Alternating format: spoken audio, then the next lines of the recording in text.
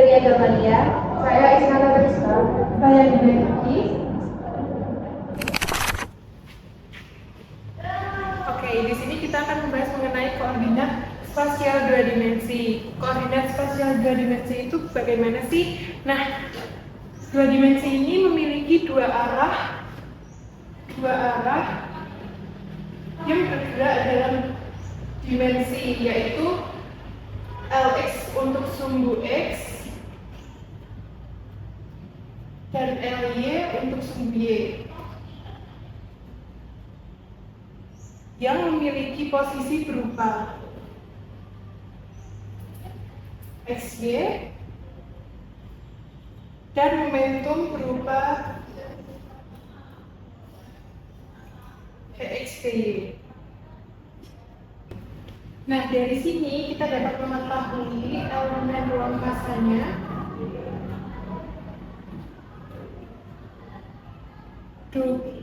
D gamma sama dengan do X do Y dpx dpy. Nah, ini sebagai persamaan satu. Untuk selanjutnya kita dapat mencari volume ruang fasanya.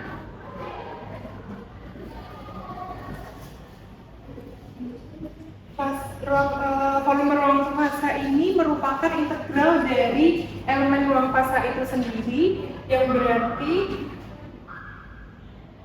delta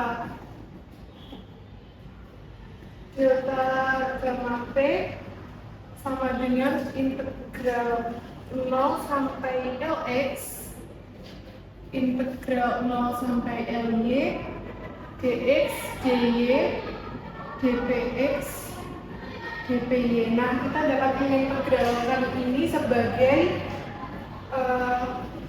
integral 0 sampai Lx do x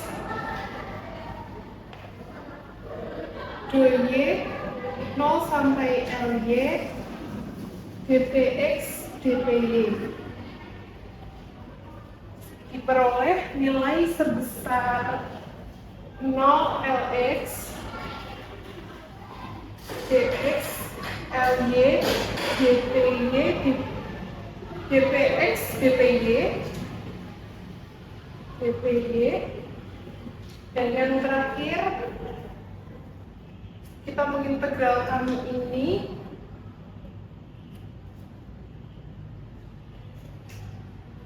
dx dari 0 sampai Lx Ly dpx dpy, sehingga kita peroleh nilai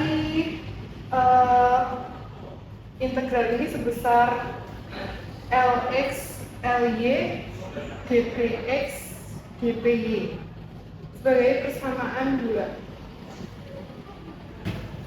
Nah, tadi kan kita sudah mengetahui untuk persamaan pertama itu untuk elemen ruang fasanya itu gamma sama dengan do x do y dpx dpy, dan juga untuk persamaan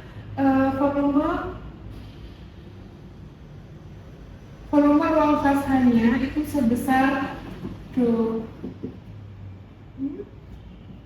Lx Ly dpx dpy. Nah, dari sini juga kita dapat menentukan ukuran minimum ruang fasa pada koordinat spasial dua dimensi sesuai dengan prinsip Heisenberg, di mana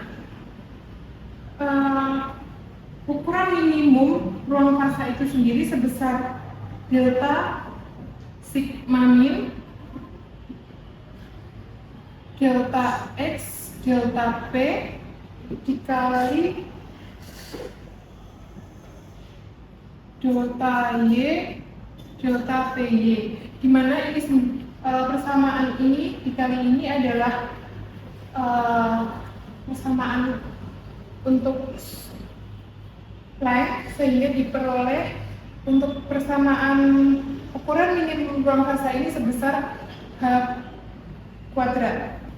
Nah, ini dapat kita tuliskan sebagai persamaan ketiga.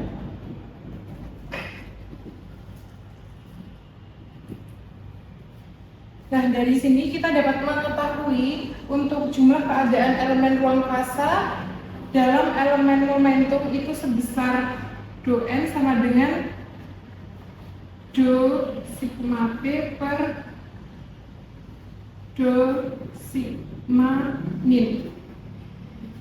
Nah, untuk kedua persamaan ini telah kita ketahui di mana delta sigma P itu sebesar persamaan 2 Lx Ly dpx dpy per delta sigma min itu sebesar H kuadrat.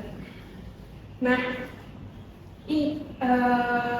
persamaan jumlah keadaan ini dapat dicari menggunakan dua cara. Yang pertama dengan dalam elemen momentum,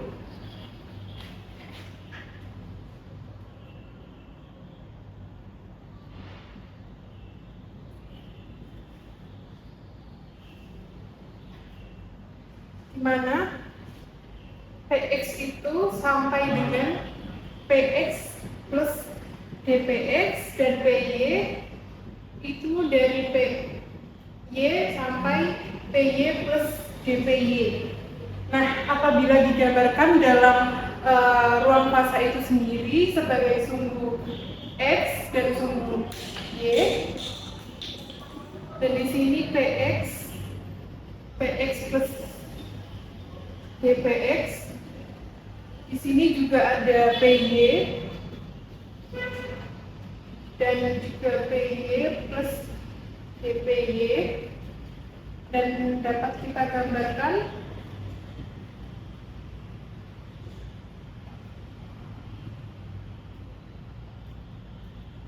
ketahui bahwa di sini yang kita aksir merupakan jumlah keadaan dalam momentum.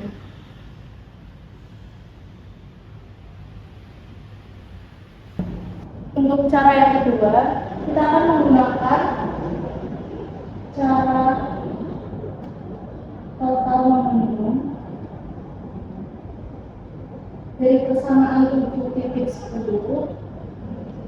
terdapat persamaan P kuadrat plus P kuadrat sama dengan Px kuadrat plus Py kuadrat, di mana ini adalah relasi lingkaran dengan jari-jari P.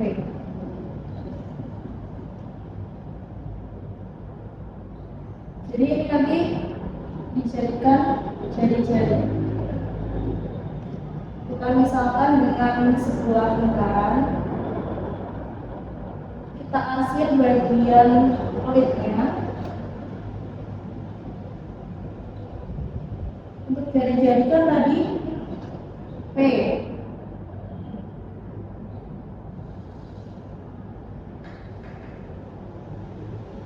Lalu sini itu P kuadrat, karena jari-jarinya ini setengahnya, jadi P kuadrat. Lalu untuk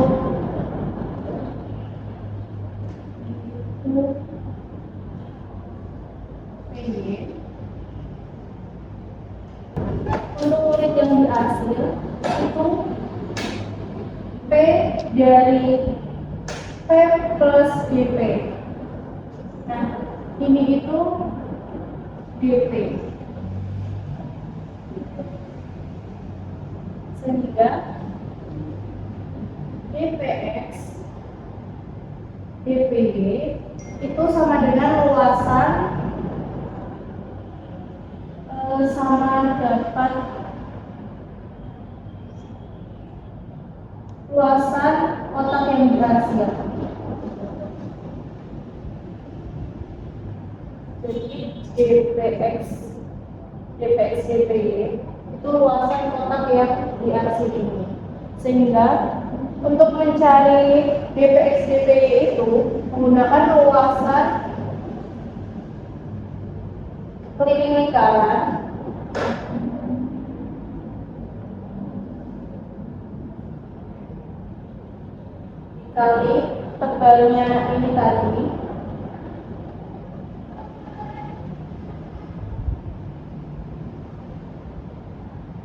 sehingga dpx dpy itu sama dengan dsn, atau dsn itu diketahui pada persamaan 2pi pdp, sehingga gn-nya lx-ly sama dengan dx per lx-ly sama dengan 1 kuadrat kuadrat, karena dsn ini kita turunkan, kita substitusikan menjadi 2pi pdp. Kemudian untuk menyatakan perapatan keadaan dalam variabel R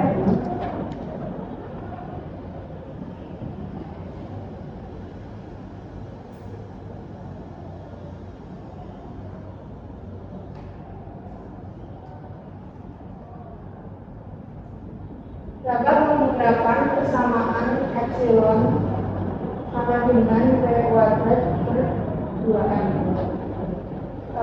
Kemudian untuk menyatakan dalam P itu bisa diubah menjadi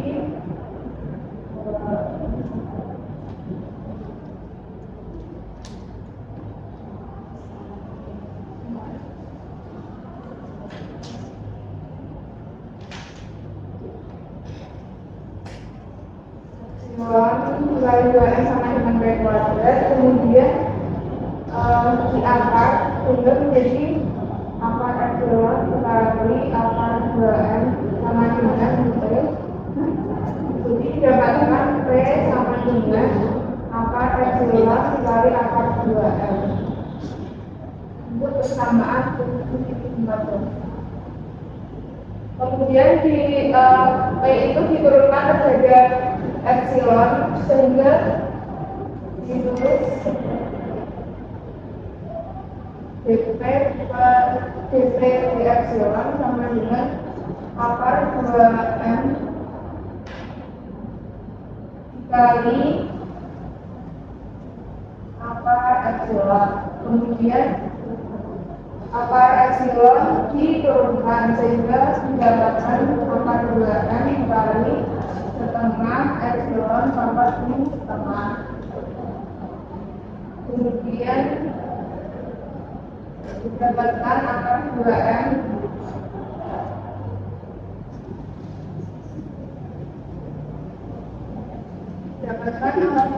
dikali setengah dikali d epsilon dikali akar epsilon. Kemudian untuk memasukkan setengah ke akar, maka diubah menjadi 1/4 sehingga didapatkan akar 2M dikali 1/4 dikali d epsilon akar epsilon. Dan dicoret sehingga didapatkan 2, maka didapatkan dp sama dengan akar M per 2 akar epsilon maka ini setengah d epsilon untuk persamaan di tempat d. Sekarang kita substitusi persamaan.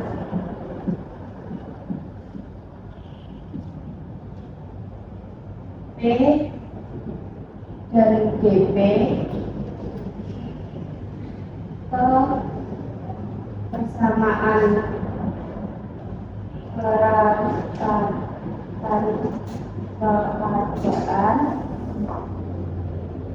diperoleh. Sekarang kita substitusi persamaan P dan DP ke persamaan perapatan keadaan, maka diperoleh DE sama dengan 1/h² 2pi PDP sama dengan 1/h² 2pi. Kita tadi tahu bahwa P itu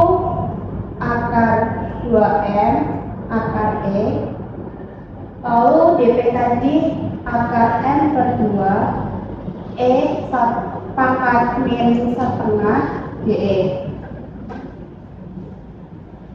Lalu kita bisa coret ini sama ini, diperoleh 1 per H kuadrat 2pi akar 2m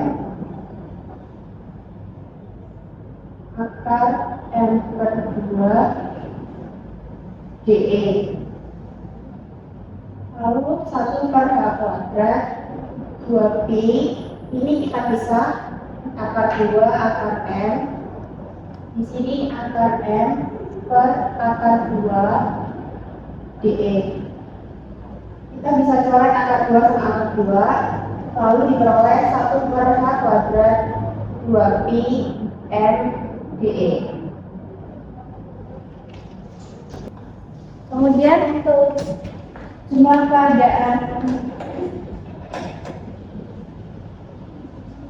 yang dituliskan pada persamaan 7.15 dapat diungkapkan dengan variabel panjang gelombang dengan menggunakan persamaan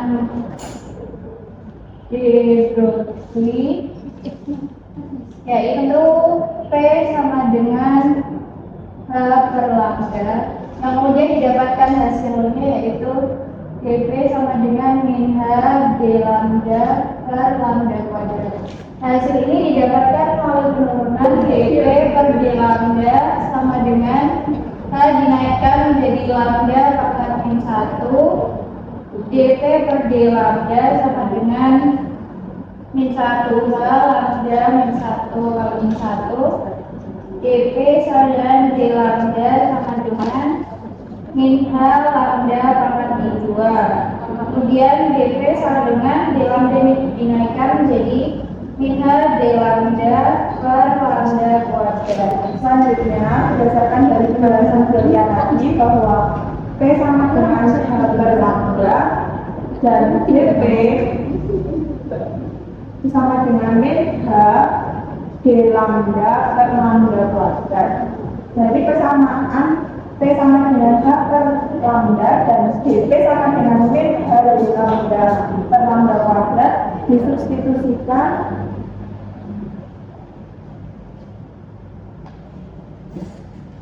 ke persamaan 7.13, di mana persamaan 7.13 itu mengenai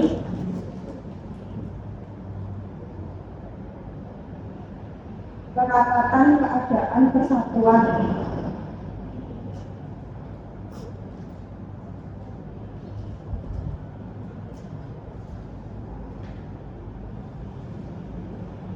Di mana persamaannya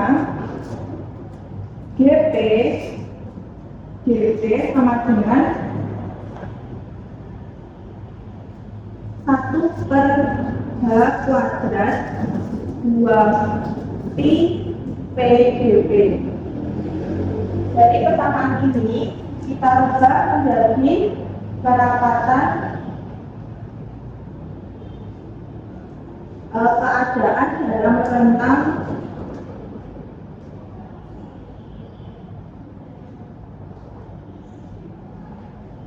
panjang gelombang.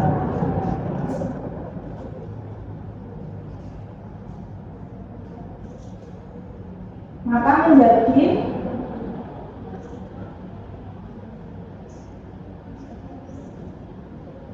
D lambda sama dengan 1 per H kuadrat 2pi P dP. Tinggal disubstitusikan nilai P dan nilai dP. 1 per H kuadrat 2pi, P-nya diganti dengan H per lambda dan dP-nya diganti dengan H d lambda per lambda kuadrat. Di sini dari ini ke ini menjadi positif karena tanda negatifnya dihilangkan.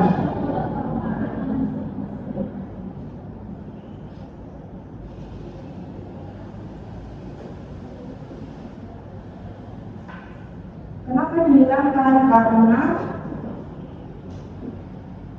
di sini kan ini menunjukkan angka.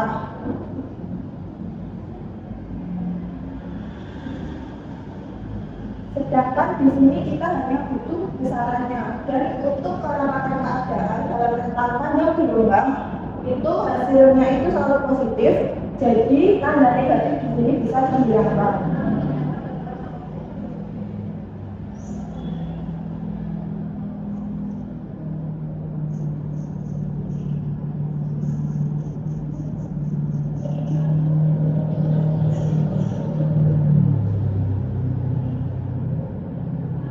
Kemudian dari persamaan yang tadi sudah dimasukkan, kemudian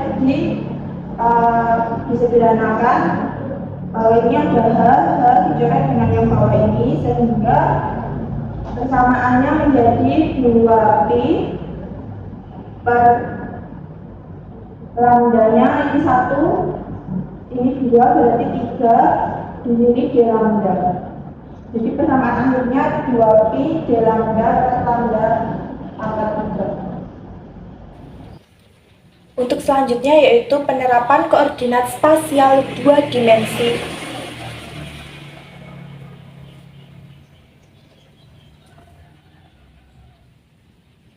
Untuk selanjutnya yaitu penerapan koordinat spasial 2 dimensi.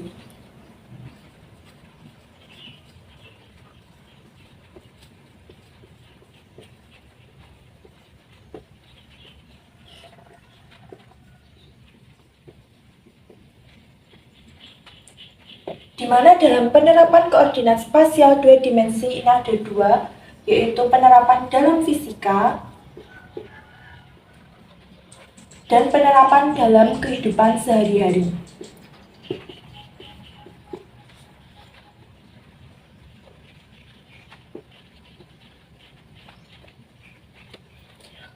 Karena di sini koordinat spasial 2 dimensi, maka di sini terdapat 2 koordinat, yaitu koordinat X dan koordinat Y. Sedangkan pada koordinat spasial 1 dimensi itu hanya terdapat 1 koordinat, yaitu koordinat X. Dan kalau di spasial 3 dimensi itu ada koordinat X, koordinat Y, dan koordinat Z. Karena di sini spasialnya 2 dimensi, maka terdapat 2 koordinat, yaitu koordinat X dan koordinat Y. Kemudian penerapan koordinat spasial 2 dimensi dalam fisika. Karena di sini ada 2 koordinat yaitu X dan Y, maka penerapannya yang pertama dalam gerak lurus. Di dalam gerak lurus, suatu benda mula-mula akan bergerak lurus. Di sini koordinat Y, di sini koordinat X.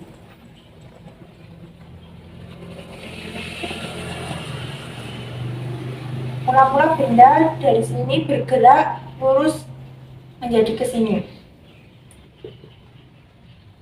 Di sini untuk menentukan jaraknya maka menggunakan koordinat spasial 2 dimensi yaitu X dan Y. Untuk yang kedua yaitu gerak parabola.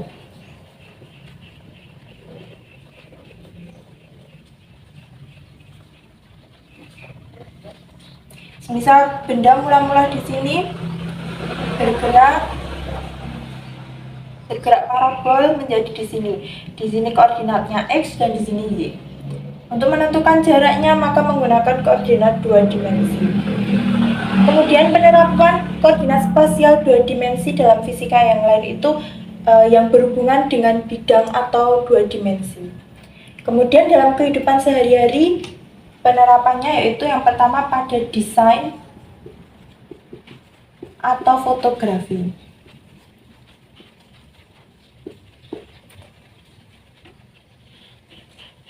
Pada desain, semisal kita ingin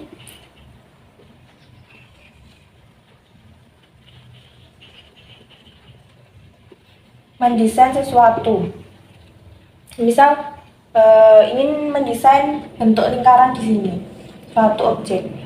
Objek lingkaran bisa berada di sini. Kita membutuhkan koordinat X dan koordinat Y, biar objek itu bisa berada tepat sesuai dengan keinginan kita.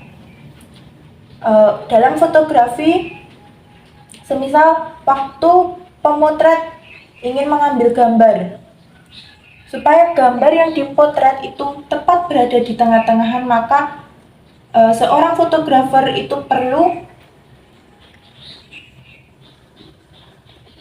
menempatkan benda di tengah-tengah di sini dengan bantuan ini X dan Y, sumbu X dan sumbu Y.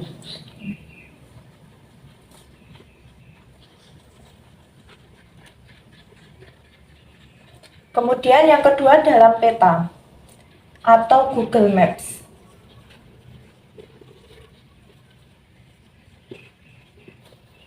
Untuk menentukan suatu tempat, semisal